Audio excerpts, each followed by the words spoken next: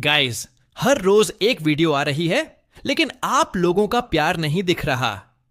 और हां, स्वेटशर्ट भी है, क्रेजी वाले लिंक पे क्लिक करके ले लो। तो चलो शुरू करते हैं आज की वीडियो। ओबिटो ने दांत भींच लिए। एक अजीब सी अशुभ भावना उसके भीतर उठी। मादारा जैसा आदमी हमेशा से एक अनिश्चित बाज रहा है, इसलिए उसने खुद जाकर देखने का फैसला किया कि आखिर चल क्या रहा है। उसने काबूटो से कहा कि वह दूसरा त्सुचिकागे, तीसरा रायकागे, दूसरा मिजुकागे और चौथा काजेकागे को बाहर निकाले। इन कागे की जबरदस्त संवेदन क्षमता की मदद से ओबिटो ने बहुत जल्द ही ओरोचिमारू का ठिकाना ढूंढ निकाला। उसने सबको कामुई स्पेस में खींच लिया, फिर कागे को ओरोचिमारू के बेस के बाहर ट्रांसफर कर दिया। उधर अभी भी मादारा से बहस कर रहे टोबिरामा ने अचानक कुछ शक्तिशाली चक्र सिग्नेचर महसूस किए। वह बोला, रुको, लगता है नए गेस्ट्स आ गए हैं। टोबिरामा तुरंत हाशिरामा, मिनाटो और हिरुजन को लेकर बाहर आया। जैसे ही दूसरा त्सुचिकागे ने उन्हें देखा, वो हल्का सा हंस पड़ा। वाह, खुद दूसरा होकागे अपने ही जुत्सु से दोबारा जिंदा हुआ है। काफी आयरॉनिक है ना। इस बीच ओबिटो ऊंचाई पर बैठा सब देख रहा था, मौका ढूंढते हुए। टोबिरामा ने हाशिरामा से कहा, उस पर नजर रखो, बाकी चारों को हम संभाल लेंगे। दोनों टीमें आमने सामने थीं। माहौल टेंशन से भरा था। अचानक मुंह ने खुद को अदृश्य कर लिया। भले ही टोबिरामा दुनिया के सबसे बेहतरीन सेंसर निंजा में से एक था, फिर भी इस वक्त वो मुंह की लोकेशन ट्रैक नहीं कर पा रहा था। मुंह, जो अब पूरी तरह गायब था, धीरे धीरे टोबिरामा के पीछे पहुंचा। एक झटके में उसने हमला किया और टोबिरामा का आधा शरीर चकनाचूर हो गया। सफल वार के बाद मुंह आत्मसंतुष्ट होकर बोला, लगता है तुम सच में बूढ़े हो गए हो। लेकिन टोबिरामा बस मुस्कुराया। वो बोला, जरा अपने पैरों के नीचे देखो। मुंह ने नीचे झांका और देखा कि उसके पूरे शरीर पर सैकड़ों एक्सप्लोसिव टैग्स चिपक चुके हैं। ये थी टोबिरामा की खास प्रोटेक्टिव एक्सप्लोसिव टैग टेक्निक। जब एदो टेंसे के साथ जोड़ी जाए तो ये सबसे विनाशकारी रणनीतियों में से एक बन जाती है। लगातार धमाकों की बरसात ने मुंह को पूरी तरह खत्म कर दिया, इतनी कि डीडारा भी इसके आगे फीका लगे। अचानक एक फ्लाइंग राइजन कुनाई दोनों के बीच में आकर गिरी। अगले ही पल मिनाटो चमकते हुए वहां प्रकट हुआ। वो मुस्कुराया, तीसरे रायकागे से तो मेरा पुराना हिसाब है। कुछ देर बाद दूसरा त्सुचिकागे को बिना सपोर्ट के टोबिरामा ने सील कर दिया। रायकागे ने वन फिंगर हेल्थ तकनीक से मिनाटो पर वार किया। उसकी स्पीड इतनी तेज थी कि मिनाटो को फ्लाइंग राइजन का सहारा लेकर साइड में हटना पड़ा। वो बोला, जो भी रायकागे बनता है, स्पीड तो लाजवाब होती है। अब रायकागे के शरीर पर और भी प्रबल बिजली लिपटने लगी। वो वन फिंगर हेल फिर से लॉन्च करने वाला था, लेकिन मिनाटो, जिसने नारुतो की यादों में यह लड़ाई देखी थी, पहले से जानता था कि उसके मूव्स और कमजोरियां क्या हैं। उसने बाएं हाथ में फ्लाइंग राइजन कुनाई पकड़ी और दाएं में एक विशाल रसेंगन इकट्ठा किया। दोनों एक दूसरे की ओर दौड़े और ठीक उस पल जब रायकागे की उंगली मिनाटो के चेहरे को छूने ही वाली थी, मिनाटो ने कुनाई उसके पैरों के पास फेंकी और तुरंत फ्लाइंग राइजन से टेलीपोर्ट होकर एक तरफ हट गया। अगले ही पल वो वापस उसी कुनाई पर फ्लैश हुआ और उस एंगल से उसने रसेंगन सीधे रायकागे की बाह पर मारा। रायकागे खुद अपनी ही तकनीक से आर पार हो गया। वो बोला, कमाल है, जवान लोग सच में कम नहीं हैं। मिनाटो ने उसके हाथ पर कॉन्ट्रैक्ट सील लगा दी, जिससे रायकागे काबूटो के नियंत्रण से आजाद हो गया। उसने मिनाटो को धन्यवाद दिया और शांति से एडो टेंसी रिलीज कर खुद विलुप्त हो गया। दो शक्तिशाली योद्धाओं को खोकर काबूटो बुरी तरह बौखला गया। उसने मिजुकागे को नियंत्रित करते हुए जायंट क्लैम को समन किया। जायंट क्लैम ने जबरदस्त मिस्ट फैलाना शुरू किया और उसी के भीतर छिपकर मिजुकागे ने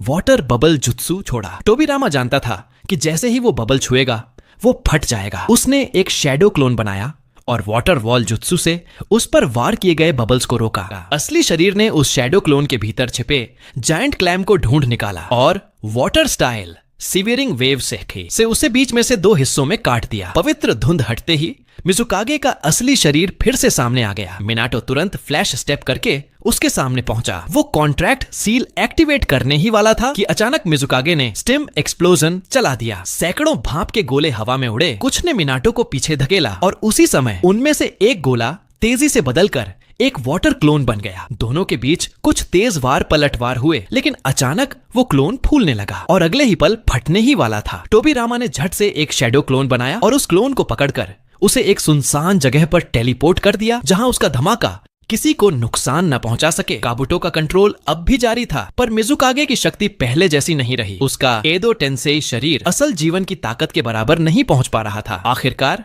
मिनाटो और टोबिरामा ने मिलकर मिजुकागे को सील कर दिया। इसी दौरान तीसरे होकागे हिरुजन ने भी गारा के पिता रासा को हरा दिया। ऊपर बैठे ओबिटो ने देखा कि उसकी योजना एक बार फिर नाकाम हो गई है। वो उठ खड़ा हुआ और कामुई एक्टिवेट करके वहां से भागने ही वाला था कि तभी अचानक एक सुसानो की तलवार तेजी से उसकी ओर बढ़ी। ओबिटो को मजबूरन फेज मोड में जाना पड़ा और टेलीपोर्ट करना रोक दिया। सास्के ने उसे देखते हुए हल्की सी मुस्कान दी। लगता है अब तेरी कामुई की स्पीड पहले से और तेज हो गई है, सास्के बोला। इतनी जल्दी क्यों जा रहे हो? कोई तुमसे बात करना चाहता है। पर ओबिटो को बात करने का कोई इरादा नहीं था। उसने तुरंत फायर स्टाइल फायरबॉल जुत्सु छोड़ा। सास्के ने भी वैसा ही फायरबॉल जुत्सु चलाया और दोनों गोलों की टक्कर से जमीन हिल गई। उसी आग की आड़ में ओबिटो खुद को कामुई से खींचकर सास्के के सिर के ऊपर प्रकट हुआ और अपने बाएं आंख से सीधा सास्के के दिमाग को निशाना बनाया। लेकिन जिस पल उसने वार किया वो सिर्फ एक वुड क्लोन था। असल सास्के दूर मैदान में खड़ा उसे देख रहा था। ओबिटो की कामुई को रोका नहीं जा सकता, लेकिन उसका एकमात्र कमजोर पल वही होता है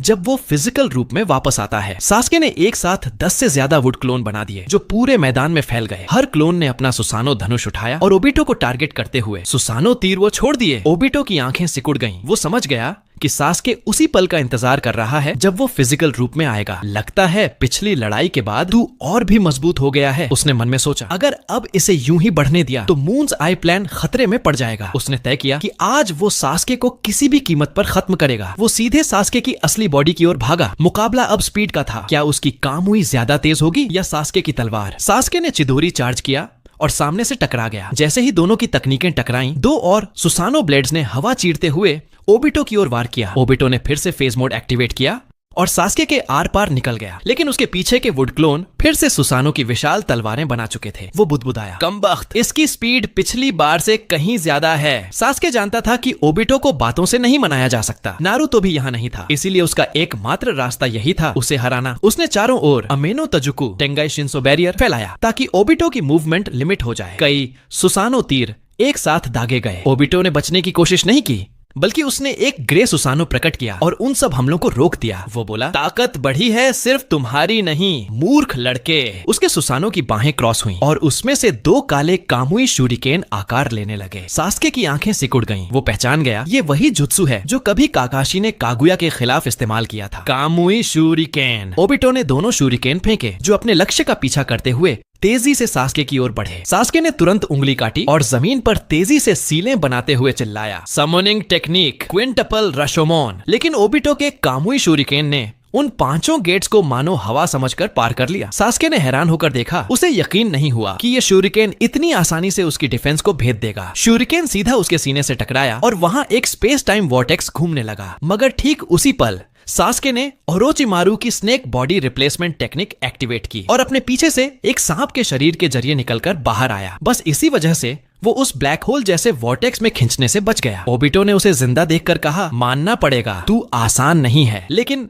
यह स्नेक सब्स्टिट्यूशन हमेशा काम नहीं करेगा। अब बताता हूँ तू क्या करेगा। ये कहकर उसने दूसरी बार कामुई शूरिकेन फेंका। इस बार सास्के के पास बचने की कोई जगह नहीं थी। वो सीधा टकराया और उसका शरीर वॉर्टेक्स में समा गया। ओबिटो ने जोर से हंसते हुए आसमान की ओर देखा। आखिरकार खत्म हुआ ये खेल। लेकिन अगले ही पल उसकी नजर सामने खड़े एक वुड क्लोन पर पड़ी जो बिल्कुल सुरक्षित वहीं खड़ा था। ठंडा पसीना ओबिटो की पीठ से बह निकला। तभी सास्के ने मुस्कुराते हुए कहा, ये ट्रिक मेरे एक दोस्त की फेवरेट थी और आज ये मेरे काम आ गई। वो बोला, तेरी ड्यूल कामुई वाकई जबरदस्त है, पर उचिहा का खून वुड क्लोन को इतनी आसानी से नहीं पहचान सकता। लगातार कामुई शूरिकेन चलाने और सुसानो एनर्जी बनाए रखने की वजह से भले ही ओबिटो के पास हाशिरामा की कोशिकाएं थीं, पर शरीर पर बोझ साफ दिखने लगा था। वो गुर्राया, मैं अभी तेरी गर्दन मरोड़ दूंगा अपने कामुई से। लेकिन सामने खड़े दर्जनों वुड क्लोन देखकर उसे वो विचार छोड़ना पड़ा। उसने फिर से अपने ग्रे सुसानो में ऊर्जा भरी। दोनों हाथों में फिर से कामुई शूरिकेन बनने लगे। अब की बार पूरा दम लगा दूंगा। शूरिकेन फेंकते ही उसने एक और जुत्सु एक्टिवेट किया, कामुई शूरिकेन क्लोनिंग टेक्निक। तुरंत ही वे शूरिकेन 10 किरणों में बंट गए। हर एक अपने टारगेट की ओर उड़ चला, कुछ सास्के की ओर और बाकी उसके वुड क्लोन की ओर। अब सास्के के पास कोई रास्ता नहीं बचा था। चारों तरफ मौत थी और तभी उसकी आंखें चमक उठी। मंगलाकार इटर्नल मंगेक्यो शारिंगन अचानक 2 रिनेगन में बदल गए। एक गूंजता हुआ स्वर उभरा, अमेनो तेजिकारा। पल भर में सास्के और ओबिटो की जगहें बदल गईं। कामुई शूरिकेन अब अपने असली लक्ष्य को खो चुके थे और हवा में घूमते हुए दिशा भटक गए। ओबिटो एकदम ऊपर आकाश में जा गिरा, चेहरे पर पूरी उलझन। ये मैं यहाँ कैसे? सास्के ने अपने रिनेगन को छूते हुए मुस्कुराया और धीमे से कहा, आखिरकार लौट आए। इस जन्म में वो अब भी जिंदा था, इसलिए उसे अब अपने भाई इताची की याद में एक शारिंगन को संभाल कर रखने की जरूरत नहीं थी। जब दोनों आंखें साथ होती हैं, वो बोला, तभी उचिहा की असली शक्ति सामने आती है। बस यहीं तक थी आज की वीडियो। वीडियो कैसी लगी ये बता दो, और अगर इस वीडियो पे 5000 लाइक्स आ गए तो 30 मिनट की स्पेशल वीडियो आप लोगों के लिए आएगी। तो ये चैलेंज पूरा करने के लिए वीडियो शेयर करते रहो और हाइप पॉइंट्स देते रहो। मिलते हैं अगली वीडियो में। ファイトガイこれから誰よりも強くなる男